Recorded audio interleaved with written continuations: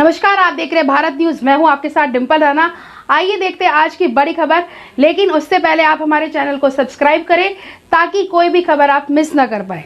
नहीं देखिए, अच्छी बातें है कि जो आज तक आरएसएस बीजेपी प्रचार करती रही है कि हिंदू मुसलमान अलग है, एक दूसरे का नफरत है। वसीम सैफी जी ने इन्होंने उसको तोड़ने का काम किया है कि इतना ही चिंतित है, बल्कि उनसे भी ज़्यादा चिंतित है जो कथित रूप से अपने के हिंदू हिंदू तो कहते हैं, लेकिन 8 जो नेवी के ऑफिसर कतर में उनको गिरफ्तार किया गया है, फांसी की सजा दी गई है।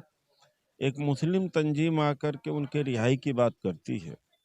तो ये आरएसएस वाले, इनके कितने अनुसांगिक संगठन हैं, कितने भक्त हैं, वो क्या कर रहे हैं, हम उनसे सवाल पूछते हैं। तो ये जो बहुत कम समय में सैफी समाज के सरबराह हैं, उन्होंने कार्यक्रम को आयोजित किया है, प्रोटेस्ट किया है। हम भी प्रोटेस्ट कर रहे हैं। आगे कोई बड़ा और कार्यक्रम होगा तो उसको करेंगे। हम तो भारतीय हमारे लिए, उनको छुड़ाने का प्रयास करेंगे। जानना ये भी था कि आप लोगों ने कोई ऐसा प्रयास किया कि भाई उनके परिवार से मुलाकात हो सके? अब इसका सिलसिला अब चालू होगा। आज से मैसेज जाएगा और सैफी जी हैं, उनको संपर्क करने की कोशिश करेंगे।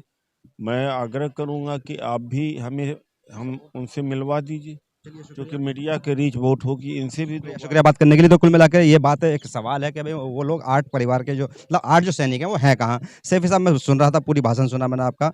बहुत कुछ जानना की जिज्ञासा मेरे मन में है कि आप लोग एक तो इतनी कम संख्या में आए हैं और प्रोटेस्ट की जैसे आप जानकारी दे रहे थे कि बड़ा शॉर्ट फॉर्म में इनके रखा गया है।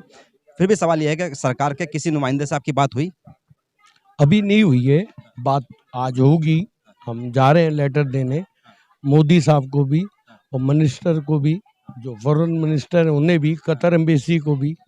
और सबसे बड़ी बात आपको ये बताना चाहता हूँ, ये मेरी बेगम है, आज तक बाहर नहीं आई।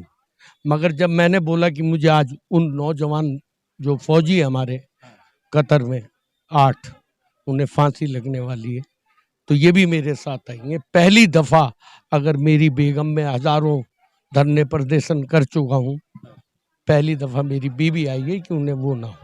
वसीम साहब, फिर भी एक बात और जाननी थी कि जिस तरह से 8 जने हैं, वो ये नहीं मालूम पड़ रहा है कि वो 8 हिंदू हैं या मुसलमान हैं। यहाँ हिंदू मुसलमान की बात हो रही है। टोटल हिंदू हैं, 8 हिंदू भाई हैं मेरे, 8 हिंदू।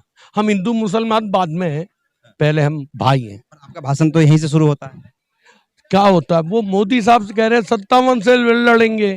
भाई 57 से बाद में लड़ लेना यार, 8 हमारों को बचा लो हमारे देश में, हमें नहीं चाहिए, तुम मारो उन्हें, हम तुम्हारे साथ जाएंगे। मोदी साहब पसमंदा की बात भी करते हैं, तो मोदी जी भी पसमंदा की बात करते हैं, तो मोदी जी तो नहीं कर रहे भेदभाव? मोदी जी ने, मैं कहना नहीं चाहता हूँ, उनका बहुत बड़ा मेरी पसमंदा समाज पे शुक्रिया अदा करना चाहता हूँ। और मैं एक ऐसी जगह खड़ा हूँ, ऐसे गेट के सामने खड़ा हूँ, तो देखो बात ही खत्म हो जाती है। भेदभाव जो होता है ना, तो बहुत सारों में होता है, जो हम मुकाबिल हो। और हमारी तो तादादी क्या है, जो हम उनका मुकाबला करेंगे।